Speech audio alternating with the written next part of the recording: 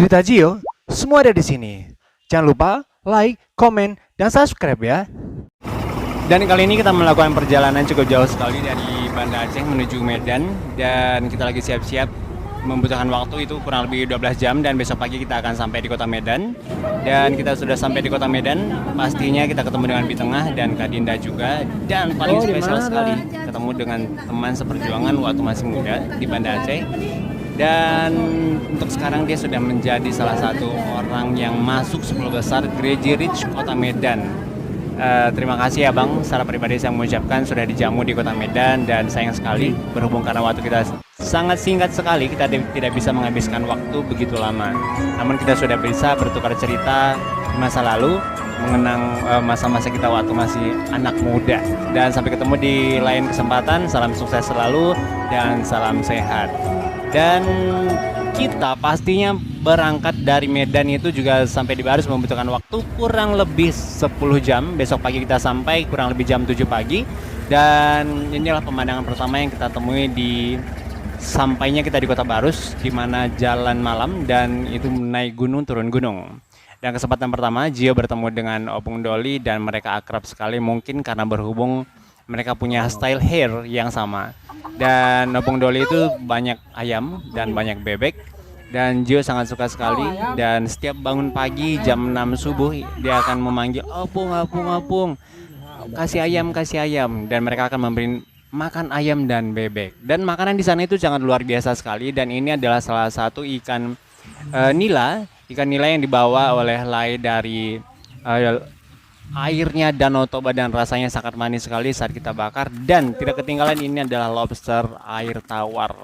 Dan ini sangat luar biasa dimana ukurannya sangat besar sekali dan makan satu aja kita bisa next panning gitu. Nah, kita meluangkan waktu untuk pergi ke sawah dan hamparan padi yang sangat luas sekali, pohon kelapa yang sangat banyak dan gunung-gunung dan udara yang sangat sejuk sekali. Namun di Barus ini kita harus keluar itu, apalagi kita adalah orang baru, ya pastinya harus ada orang yang kita kenal atau misalnya yang menemani saat kita berjalan-jalan keluar rumah, karena ada beberapa hal yang memang harus kita perhatikan karena kita tidak bisa sembarang untuk berjalan sendirian. Bukan orang yang ditakutin tapi adalah.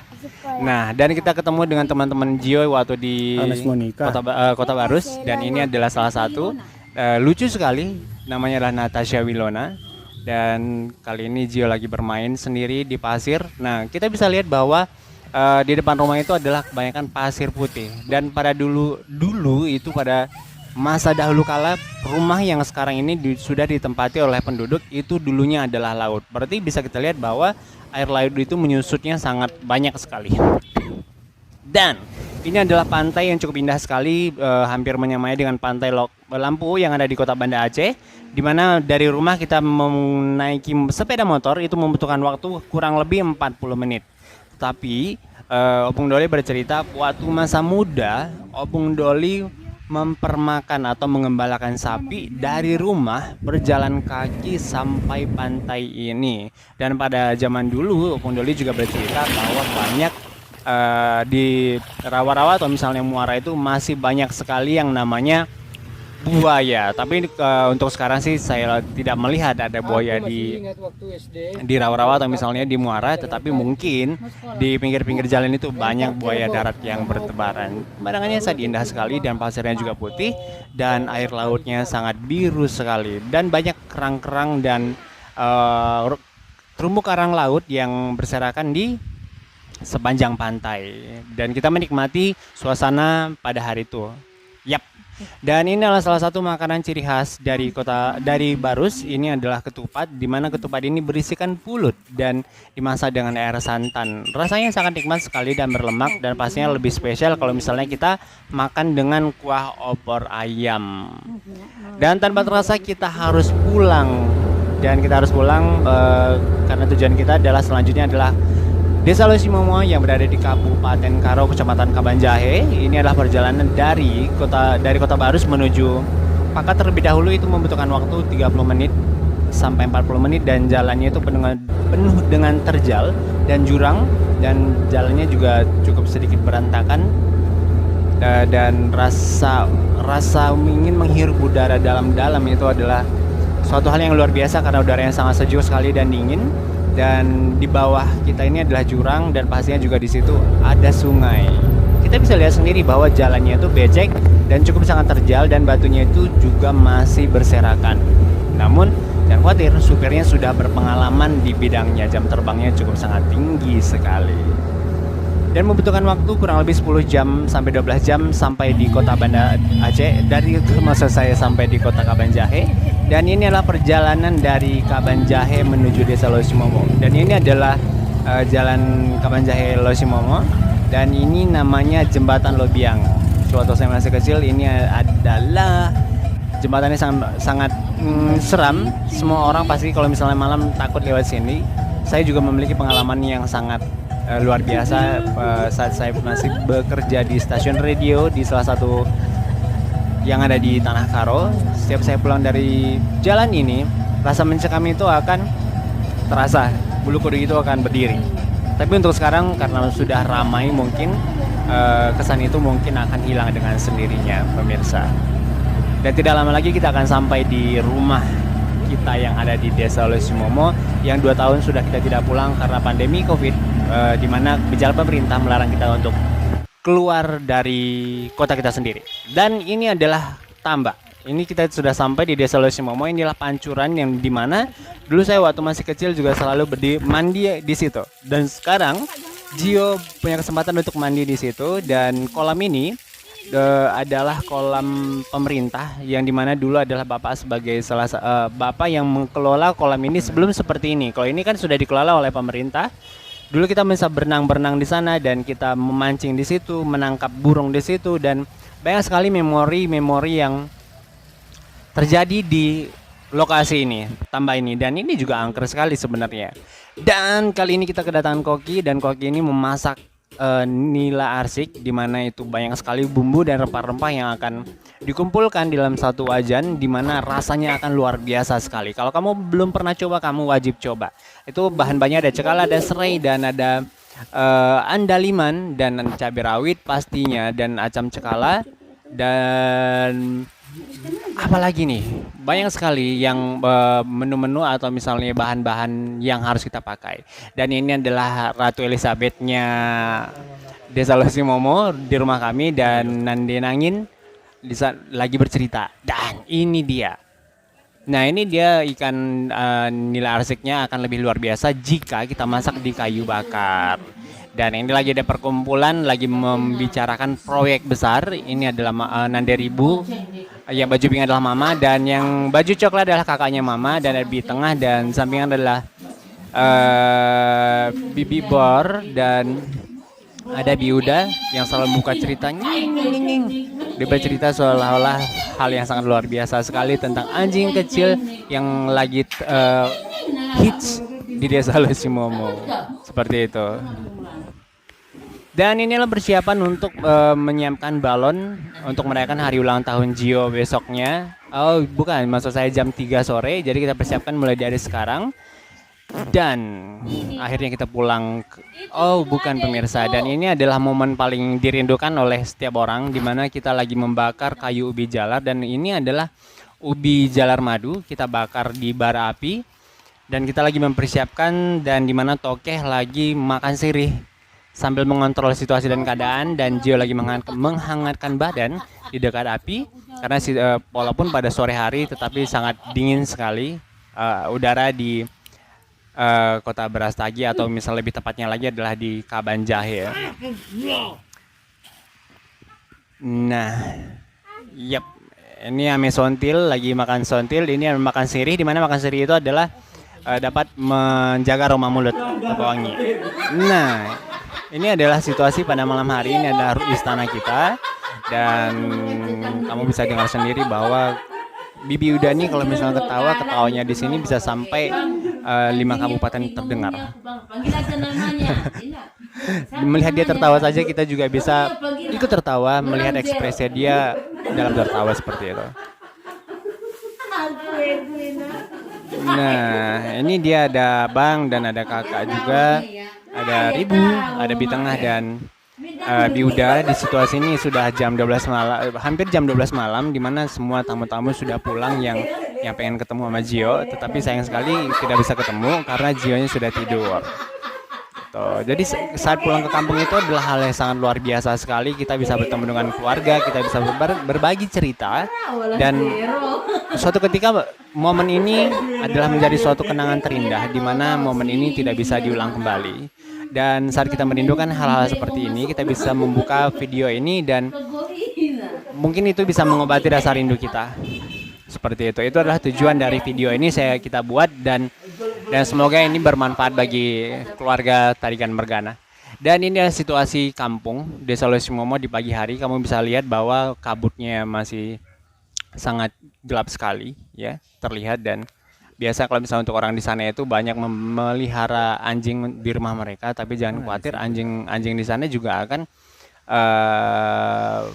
jinak ya, jadi tidak usah khawatir. Kamu tinggal panggil namanya saja. Misal ada namanya Kancil dan ada namanya Kambing. Nah, ini adalah anjing Bulang Tigan. Nah, ini pagi-pagi Gio lagi jalan-jalan menghirup udara segar di kampung. Dan di kampung juga banyak orang yang tanam-tanam bunga ya. Jadi nggak hanya demam bunga itu ada di kota, tetapi di kampung juga ikut-ikutan tren tanam bunga. Yep. Jadi kalau misalnya kita bangun pagi dan melihat bunga segar-segar, itu juga bisa membuat pikiran kita tenang dan hati tenang, udara juga sejuk, seperti itu. Nah, bisa lihat ini dia Ribu dari dulu memang suka tanam bunga contohnya seperti ini di samping rumah dan di depan rumah juga. Jadi pas kita bangun pagi dan kita buka pintu, kita lihat bunganya bermekaran. Jadi hati itu tenang, sejuk, seperti itu. Nah, itu dia. Ya, saya nggak tahu namanya bunga apa aja, tetapi yang jelas saat dia berbunga indah terlihat. Ya, itu menjadi salah satu hiasan rumah kita. Dari dulu memang Ribu selalu tanam bunga dan Biuda juga demikian. Dan tanpa terasa kita harus berpulang dari Desa Losimomo karena masanya sudah habis dan kita harus pulang ke Kota Medan. Oke, kita pulang ke Kota Medan, dan ini perjalanan dari Desa Losimomo menuju Kabanjahe terlebih dahulu. Kita naik beca. Karena kalau misalnya untuk zaman sekarang udah nggak ada lagi angkot ya. Kamu bisa lihat di sepanjang jalan ini adalah banyak kebun kopi, dan ada jagung juga, ada padi juga. Dan untuk sekarang tidak seperti dahulu. Kalau misalnya dulu zaman saya masih kecil, sepanjang jalan itu akan banyak sayur kol, banyak tomat dan cabai dan segala macam. Namun untuk sekarang mungkin kadar di tanaman tanah itu sudah kehabisan protein mungkin. Jadi kalau misalnya ditanam tomat, cabai pun tidak sebagus dulu. Dulu sepanjang jalan ini juga banyak jeruk, tapi sekarang jeruk juga sudah diganti menjadi kopi. Dan ini kita sudah sampai di Kota Banda Aceh. Dari Desa Losimomo itu membutuhkan waktu kurang lebih 15 menit kita sampai ke kota Kabanjahe. Nah, sampai kota Kabanjahe, dan dari kota Kabanjahe kita akan ambil angkot. Yep, kita akan ambil angkot untuk berangkat ke Kota Medan. Dan pastinya ini adalah salah satu rumah sakit umum Kabanjahe. Nah, dulu rumah sakit umum Kabanjahe ini adalah sebelum dibangun, ini sejarahnya itu adalah poliklinik, di mana poliklinik ini digunakan untuk mengobati orang sakit kusta pada sejarahnya.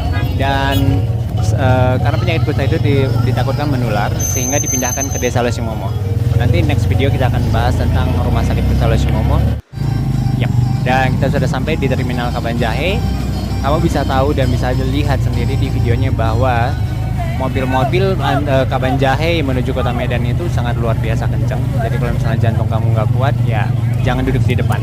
Kamu harus duduk bangku belakang, atau misalnya kamu bisa duduk di bangku 5 atau terserah lah. Yang penting jangan duduk paling depan. Nah, angkotnya bisnya itu bisa ada Sutra, ada Borneo, ada banyak sekali ya. Karena saya lupa. Mobil-mobil kecil juga ada, misalnya kayak Samping ada, tapi lebih banyak orang naik Sutra lah. Dan ini sudah ada di Kota Brastagi. Kota Brastagi adalah salah satu kota objek wisata di mana banyak perhotelan dan pasar buahnya juga ada.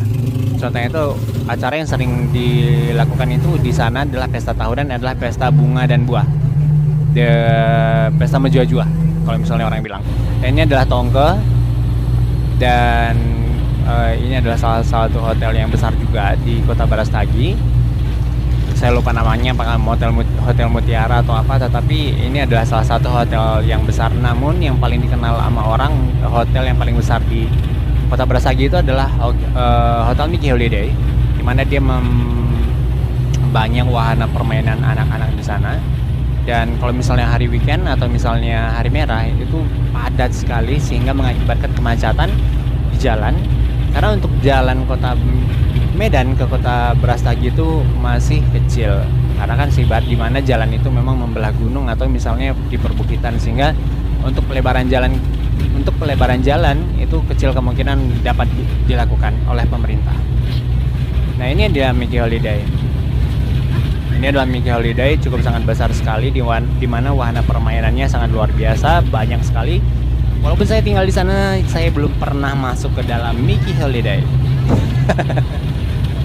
Ya memang benar ya kata orang ya, kalau misalnya di tempat kita ada wahana permainan mungkin kita tidak akan pernah masuk karena kita pikir kapanpun kita bisa masuk. Bahkan ada kemungkinan kita bisa mungkin itu pergi ke Ancol untuk berlibur. Padahal wahananya ya hampir sama. Nah, ini dia, kita sudah sampai di Kota Medan dan ini ketemu dengan Kak Abel dan kita dijamu makan. Kita ucapkan terima kasih Kak Abel, sehat selalu, panjang umur dan makin pintar, dan semoga kita ketemu di lain kesempatan. Nah, ini makan di Kota Medan, saya lupa namanya apa, tetapi ramai sekali. Katanya ini lagi hits dan lagi tren di Kota Medan tempat makannya. Jadi kayak seperti food court, tetapi banyak sekali makanan yang disajikan ada di sana. Nah, ini kita lagi coba pesan menu makanan. Apa sayang? Dan lagi nunggu waitersnya untuk menawarkan minuman apa yang harus kita ambil. Dan kita juga harus pintar-pintar lihat makanannya enak yang mana. Tapi yang jangan salah, makan di Medan itu semua enak-enak. Oke, dan akhirnya makanannya sampai dan kita makan. Nah, sangat luar biasa sekali menunya, dan kamu bisa bayangin menu segitu itu hanya 50 saja. Dan ini adalah Simpati Star double cabin ya. Bisa dibilang double cabin, di bawah juga, di atas juga. Dan kita balik ke Banda Aceh karena waktu liburannya sudah habis. Ini adalah perjalanan menuju Kota Banda Aceh, dan seperti yang saya bilang tadi bahwa membutuhkan waktu kurang lebih 12 jam perjalanan, dan kita mengambil keberangkatan itu adalah di malam hari, sehingga di bis itu kita bisa tidur, dan saat besok pagi kita bangun kita bisa langsung sampai di Kota Banda Aceh tanpa harus merasakan mual dan pusing. Dan di bis itu juga tempat tidurnya bisa di setel, dan juga disediakan bantal dan juga disediakan selimut. Nah, ini adalah salah satu bis Pemtoh di mana terbalik.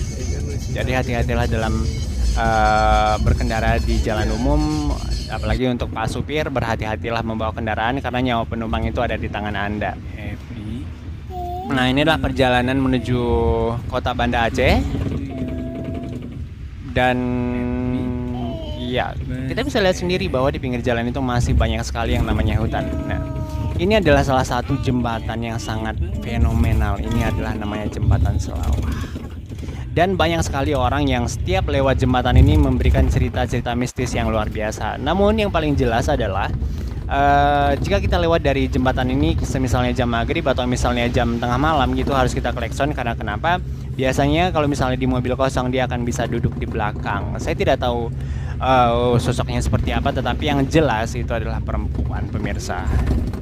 Dan juga kebetulan saya mau juga cerita, kemarin waktu kita berangkat ke Kota Medan, itu pas lewat salah satu jembatan dari perjalanan dari Kota Banda Aceh ke Medan, itu pas jam 12 malam itu lewat di jembatan. Saya tidak tahu persisnya di daerah mana, namun saat bis itu lewat di jembatan tersebut, si supirnya teriak setan, dan itu terdengar teriakan seperti di luar dari mobil itu adalah seperti teriakan gitu, panjang sekali, sampai sehingga yang di dalam mobil itu semuanya teriak astagfirullahaladzim, seperti itu. Jadi mungkin itu adalah salah satu pemandangan yang biasa bagi si supir, sehingga dia tidak down atau misalnya dia tidak mungkin mentalnya sudah kuat, bisa dibilang. Nah, ini adalah salah satu pasar sare di mana yang dijual itu adalah makanan khas di sana, yaitu adalah keripik-keripik.